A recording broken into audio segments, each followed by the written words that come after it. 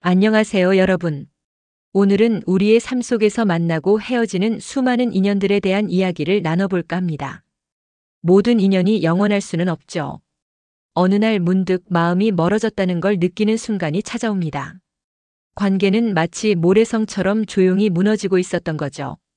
오늘은 인연이 완전히 끝났다는, 그러나 우리가 미처 알아채지 못했던 작지만 분명한 신호들을 이야기해 보려 합니다. 당신의 마음이 들려주는 작지만 분명한 소리, 지금부터 천천히 들어보세요.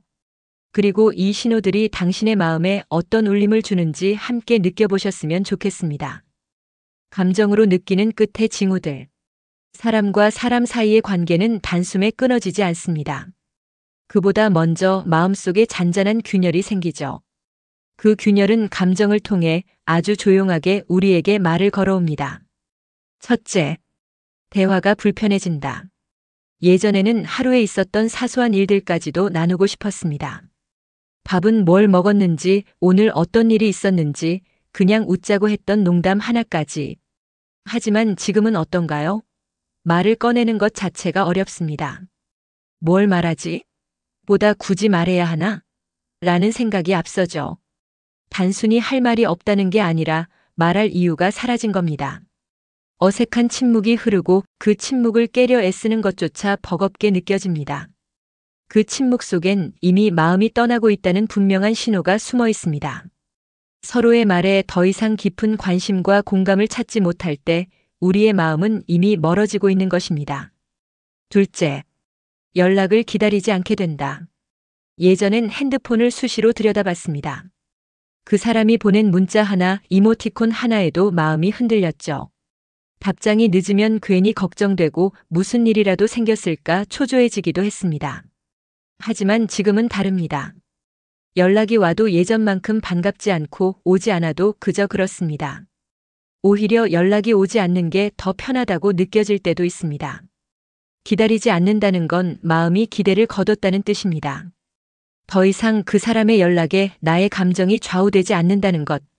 그 기대 없는 평온함이 어쩌면 가장 명확한 거리감일지도 모릅니다. 이것은 단순한 무관심을 넘어 관계의 종말을 예고하는 강력한 신호입니다. 셋째, 추억이 불편하게 느껴진다. 예전에 찍은 사진 속 활짝 웃고 있는 두 사람. 그 장면을 다시 볼 때면 마음이 따뜻해지기보다 서늘해집니다. 그땐 정말 좋았는데 왜 지금은 이렇게 되었을까? 하는 아쉬움과 함께 때로는 후회나 미련, 심지어는 분노 같은 복잡한 감정들이 밀려옵니다. 아름다웠던 기억들이 더 이상 위로가 되지 않고 오히려 아프게 다가오는 순간 우리는 알게 됩니다. 이제 그 추억조차 꺼내 들기 어려워졌다는 것을. 과거의 행복이 현재의 고통이 될 때 그 인연은 이미 지나간 것입니다. 넷째, 함께 있어도 외롭다. 같은 공간에 앉아 있지만 마음은 딴 곳을 보고 있습니다. 예전에는 말없이 있어도 그저 편안하고 함께 있는 것만으로도 충분한 위로가 되었지만 지금은 말이 없으면 더 불편하고 어색합니다. 함께 있는 건데도 고립된 기분이 듭니다. 마치 투명한 벽 하나를 사이에 두고 있는 듯 서로의 마음이 닿지 않는다는 것을 분명히 느끼는 거죠. 이런 외로움은 가장 가까운 사람에게 느껴질 때 더 깊게 파고듭니다. 물리적으로는 함께 있지만 정신적으로는 이미 홀로 남겨진 듯한 이 감정이야말로 관계의 심각한 균열을 보여줍니다. 다섯째, 감정을 나누고 싶지 않다. 기쁜 일도 속상한 일도 이젠 그 사람과 나누고 싶지 않습니다. 나의 성과를 자랑하고 싶은 마음도 힘든 하루를 위로받고 싶은 마음도 사라졌습니다. 공감받고 싶은 마음도 사라졌고 이해받고 싶은 기대도 없습니다. 나의 기쁨과 슬픔을 공유하지 않는다는 건 그 사람을 더는 내 마음속에 들이고 싶지 않다는 무언의 메시지입니다. 감정은 관계의 혈액과 같습니다. 이 혈액의 순환이 멈출 때 관계는 생명력을 잃고 서서히 죽어가는 것입니다. 행동으로 나타나는 단절의 사인들. 끝나가는 관계는 말보다 먼저 행동에서 드러납니다. 표정, 말투, 작은 태도 하나하나가 그 사람의 마음을 적나라하게 말해줍니다. 첫째, 필요할 때만 연락이 온다. 오랜만에 연락이 와서 반가웠지만 그 시작이 혹시 이것 좀 도와줄 수 있을까? 라면 그건 보고 싶어서가 아니라 필요해서입니다. 당신이 아닌 당신의 도움이 필요한 것이죠. 연락의 목적이 감정이 아닌 실용일 때 그 관계는 이미 정서적 단절 상태에 접어든 것입니다. 당신의 존재 자체가 아닌 당신이 가진 어떤 기능에만 관심이 있다는 것은 매우 슬프지만 명확한 신호입니다. 진정한 관계는 서로의 필요에 따라 움직이는 것이 아니라 서로의 존재를 기뻐하는 것에서 시작됩니다. 둘째, 만나도 마음이 편하지 않다. 약속을 잡기 전부터 부담스럽고 만나고 나서도 기분이 좋지 않습니다. 예전에는 그 사람을 만나면 오히려 기운이 솟아나고 즐거웠는데 지금은 에너지가 소모됩니다. 대화는 피곤하고 괜히 눈치를 보게 되며 이 시간 그냥 집에 있을 걸 이라는 생각이 자꾸 들 때 그 만남은 이미 의미를 잃어가고 있는 겁니다. 함께 있는 시간이 더 이상 즐겁지 않고 고통스럽거나 의미 없다고 느껴진다면 그 관계는 이미 한계점에 다다른 것입니다. 셋째, 약속이 가벼워진다. 예전엔 작은 약속 하나도 기억하고 챙겨줬던 사람이 이젠 약속을 쉽게 잊고 지키지 않아도 대수롭지 않게 여깁니다. 심지어 미안하다는 말조차 없습니다. 신뢰는 말보다 행동으로 쌓이는 것이기에 약속을 대하는 태도는 그 사람의 마음을 고스란히 반영합니다. 당신과의 약속이 중요하지 않다는 것은 곧 당신 자체를 중요하게 생각하지 않는다는 의미일 수 있습니다. 신뢰가 무너진 관계는 마치 금이 간 유리잔처럼 언제 깨질지 모르는 위태로운 상태에 놓이게 됩니다. 넷째, 감정 표현이 사라진다. 즐거워도 그저 무표정. 섭섭해도 아무 말 없이 넘깁니다. 당신 앞에서 더 이상 감정을 숨기려 하지 않거나 아예 감정 자체를 느끼지 못하는 듯 보입니다. 기쁨도 슬픔도 분노도 당신과 나누려 하지 않습니다. 감정의 교류는 관계의 온도입니다. 감정이 사라진다는 건 관계가 차가워졌다는 뜻이죠. 서로에게 아무런 감흥을 느끼지 못할 때 그 관계는 이미 생기를 잃은 것이나 다름없습니다. 다섯째, 나에 대한 배려가 줄어든다. 예전엔 작은 말투 하나까지 조심하던 사람이 지금은 상처 주는 말을 서슴없이 합니다. 내가 힘들다는 이야기에 공감보다는 평가를 하고 내 마음은 더 이상 중요하지 않게 느껴집니다. 오히려 당신의 감정을 들으려 하지 않고 당신의 입장을 고려하지 않는 모습들을 보입니다. 배려가 사라진 자리에 애정은 머물 수 없습니다. 당신의 감정이나 상황에 대한 최소한의 존중과 배려조차 없어졌다면 그 관계는 더 이상 건강하다고 볼 수 없습니다. 마음이 정리되었음을 알리는 신호들. 끝은 소리 없이 다가옵니다.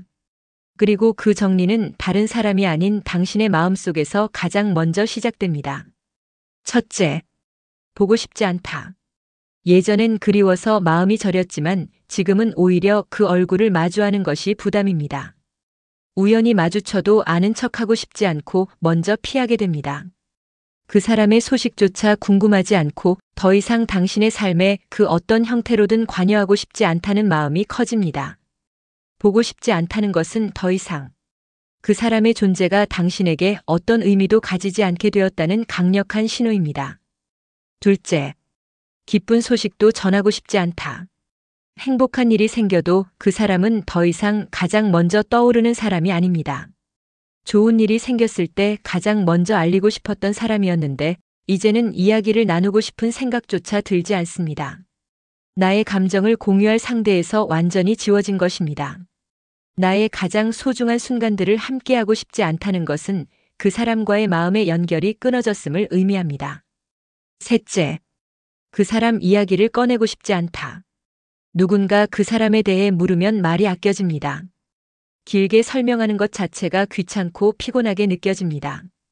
심지어 그 사람의 이름조차 듣기 싫어진다면 그 관계는 마음속에서 완전히 정리되고 있는 겁니다. 더 이상 그 사람과 관련된 어떤 이야기도 하고 싶지 않다는 것은 과거의 관계를 묻어버리고 싶다는 강한 의지입니다. 넷째, 같은 자리에 있어도 무감각하다. 모임에서 마주쳐도 아무런 감정이 없습니다. 그저 지나가는 사람 중 하나일 뿐 설렘도 긴장도 불편함도 사라졌습니다. 예전 같았으면 작은 행동 하나하나에도 마음이 동요했겠지만 이제는 아무렇지도 않습니다. 무관심은 관계의 종착역입니다. 어떤 감정도 느끼지 못한다는 것은 더 이상 그 관계에 당신의 에너지를 쏟지 않겠다는 무의식적인 선언입니다. 다섯째, 용서하거나 포기하게 된다. 더 이상 따지지 않습니다. 변명도 해명도 필요 없습니다. 그 사람이 어떤 행동을 해도 어떤 말을 해도 당신의 마음에 큰 동요가 없습니다. 그냥 그럴 수도 있지라고 넘기고 마음을 닫습니다. 이것은 관용이 아니라 무관심에서 비롯된 포기입니다. 더 이상 그 관계를 위해 싸울 가치조차 느끼지 못하는 상태. 모든 기대를 내려놓고 그 관계에 대한 노력을 멈추는 최종적인 신호입니다. 관계를 정리하고 다시 나를 회복하는 과정. 끝맺음은 상처이자 동시에 새로운 시작입니다. 인연을 놓는다는 건 그저 관계를 끊는 것이 아니라 내 안의 감정을 정리하고 다시 나를 회복하는 과정입니다. 첫째, 감정을 솔직히 인정하기. 미련, 분노, 슬픔, 후회. 이 모든 감정은 관계가 끝나는 과정에서 자연스럽게 나타나는 당신 마음의 일부입니다. 억누르지 말고 그대로 인정하세요. 아프면 아프다고, 슬프면 슬프다고 스스로에게 말해주세요. 감정을 마주하지 않으면 진정한 회복은 시작되지 않습니다. 당신의 감정을 외면하지 마세요. 그것이 치유의 첫걸음입니다. 둘째, 나 자신을 돌보는 연습. 무너졌던 일상을 다시 세우고 먹고 자는 기본부터 다시 정리해 보세요. 충분히 잠을 자고 건강한 식사를 하고 좋은 공기 마시며 걷는 것부터 시작하세요. 스스로를 위해 기꺼이 시간을 쓰는 연습을 하세요. 아끼는 옷을 입고 좋아하는 음악을 듣고 혼자만의 시간을 소중히 여기는 것. 자기 돌봄은 자기 존중의 시작입니다. 당신은 충분히 사랑받고 존중받을 가치가 있는 사람이라는 것을 스스로에게 보여주는 시간입니다. 셋째, 건강한 거리두기와 경계 세우기. 정리한 관계를 다시 엮으려 하지 마세요. 불필요한 연락, 우연을 가장한 만남은 회복의 시간을 더디게 만들 뿐입니다. 단호하게 선을 긋고 당신의 감정을 지킬 수 있는 거리는 반드시 필요합니다. 나는 이제 이 관계에 더 이상 에너지를 쏟지 않겠다는 확고한 의지를 세우고 당신의 마음을 보호하세요. 이것은 이기적인 것이 아니라 건강한 나를 위한 필수적인 과정입니다. 넷째, 새로운 관심과 경험 찾기. 텅 빈 마음에 새로운 것을 채워 넣는 시간입니다. 작게는 읽고 싶었던 책 한 권, 배우고 싶었던 작은 취미 하나, 혹은 새로운 사람과의 가벼운 대화 등. 그런 일상 속의 작은 변화들이 당신의 내면을 다시 활기차게 만듭니다. 새로운 사람들을 만나고 새로운 장소를 여행하고 새로운 것을 배우세요. 새로운 경험은 새로운 나를 만들어줍니다. 당신의 세계를 넓히고 새로운 가능성을 발견하는 시간입니다. 다섯째, 끝맺음은 곧 새로운 시작. 놓는 건 포기가 아니라 선택입니다. 나를 위한 더 좋은 관계를 위해, 그리고 더 나은 나 자신을 위해 정리하는 겁니다. 텅 빈 자리에 새로운 바람이 불어오듯 당신의 삶에도 새로운 인연과 기회가 찾아올 것입니다. 끝난 인연을 받아들이는 일은 누구에게나 쉽지 않습니다. 그 흔들림 앞에서 우리는 수많은 질문을 던지죠. 내가 뭘 잘못했나? 이 관계를 더 이어갈 순 없을까? 하지만 기억하세요. 떠나는 사람이 잘못이 아닐 수도 있고 남아있는 사람이 부족해서도 아닙니다. 그저 인연의 시간이 거기까지였을 뿐입니다. 붙잡으려 할수록 상처는 더 깊어지고 놓아줄 때 비로소 나를 위한 자리가 비워집니다. 진짜 인연은 잡지 않아도 곁에 남습니다. 말하지 않아도 알아주고 떨어져 있어도 이어지는 마음이 진짜 인연입니다. 이 영상이 당신 마음에 작은 위로가 되었길 바랍니다. 우리 모두는 끝과 시작을 반복하며 조금씩 더 나아갑니다. 다음 이야기에서 더 깊은 삶의 지혜를 나누겠습니다. 오늘 내용이 도움이 되셨다면 구독과 좋아요, 알림 설정도 잊지 마세요. 여러분의 삶에 항상 따뜻한 빛이 함께하길 바랍니다. 감사합니다.